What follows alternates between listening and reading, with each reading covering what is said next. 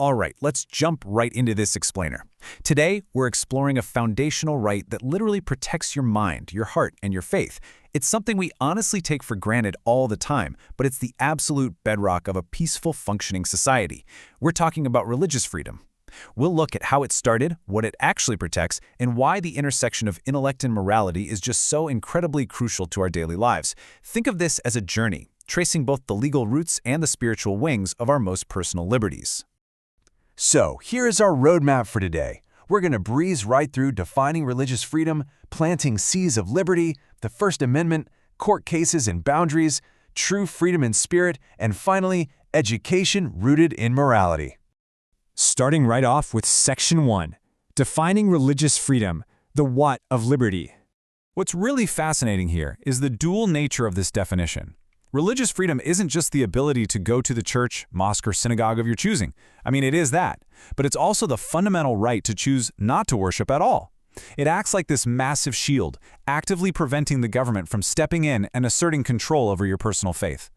Ask yourself, what happens when a government tells you how to pray or dictates what you must believe in your own conscience? Well, it completely strips away your deepest personal convictions. At its core, this definition is about making sure that all people, no matter their background, can freely follow their own conscience. Because without this specific freedom, history paints a pretty grim picture. Societies inevitably slide right into bitter conflict. Just look at the centuries of devastating religious wars across Europe.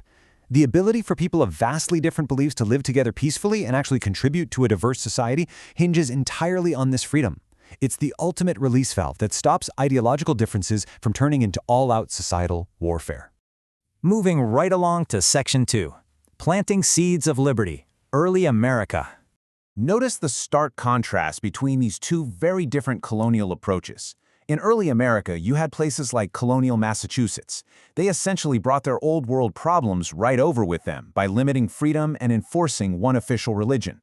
Actually, at one point in early Massachusetts, missing church could literally result in a fine or even being publicly shamed in the wooden stocks. If you didn't agree, you were out, or worse. But then, contrast that with Pennsylvania. Founded by William Penn, this colony was wildly visionary for its time. Penn specifically designed it as a welcoming, safe place for Quakers, who were heavily persecuted back then, and for people of all other faiths. It was a massive, radical experiment in tolerance that really laid the groundwork for the country we know today. Which brings us to Section 3, the First Amendment, protecting the conscience. Those early, wild colonial experiments didn't just fade away. They eventually grew up into formal laws. Let's trace this out. We start with colonial America and those diverse religious experiments we just touched on. Then, boom, we hit a monumental milestone in 1791, the adoption of the First Amendment. This was a total game changer. It made it officially, constitutionally illegal for Congress to establish an official national religion, and it made it illegal for them to stop you from practicing your faith. It basically took the Pennsylvania model and made it the law of the land. And of course, jumping to the modern era, we see that simply writing a law down doesn't magically answer every question forever. We've needed court decisions over time to shape exactly how this freedom actually applies to complex, real-world situations. That leads us nicely into Section 4, Court Cases and Boundaries, Applying the Law Today. So, how do we apply a rule from 1791 to modern life? The Supreme Court case Reynolds v. United States hit the nail on the head here, establishing a very clear boundary between what you believe and what you do. On the protected side of things, you have your personal convictions and your sincere faith. The government absolutely cannot touch your mind or your heart. However, on the restricted side, if those beliefs translate into harmful practices, actions that actually endanger society, the government absolutely has the authority to step in.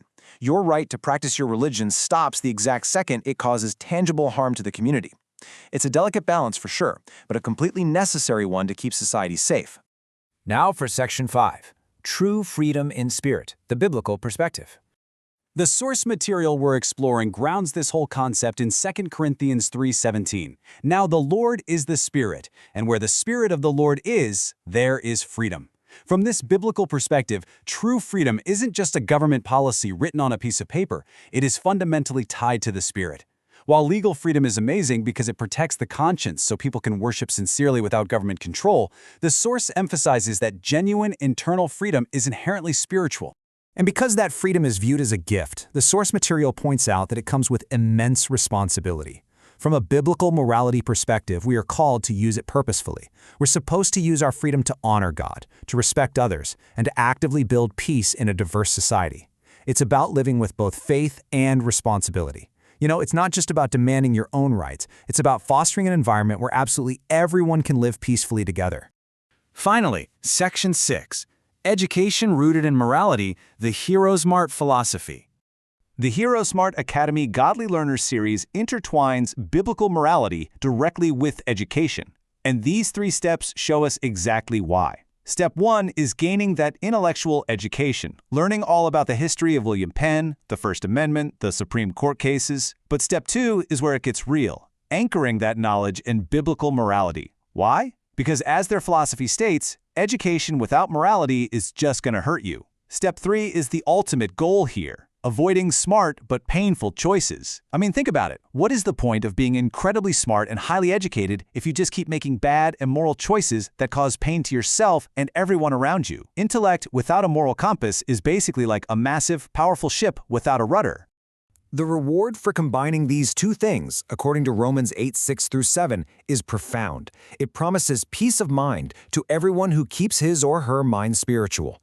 In this philosophy, when you combine your intellectual smarts with a morally grounded mindset, you're promised a lasting peace of mind. You aren't just memorizing facts to pass some test. You're shaping your entire character so you can navigate our incredibly complex, diverse world with wisdom and tranquility. And that right there is the true goal of learning. As we wrap up this explainer, I want to leave you with a real brain teaser. A challenge. How can people protect religious freedom while still showing respect for those with vastly different beliefs? It's so easy to demand freedom for yourself, right? But it takes true morality and education to fiercely protect it for someone you completely disagree with. I want you to really think critically about this. How are you going to take the history, the law, and the philosophical responsibility we've unpacked today and apply it to your own life? How will you use your freedom to build peace? Thank you so much for exploring this vital topic with me today. Keep asking those great questions, keep learning, and I'll catch you in the next explainer.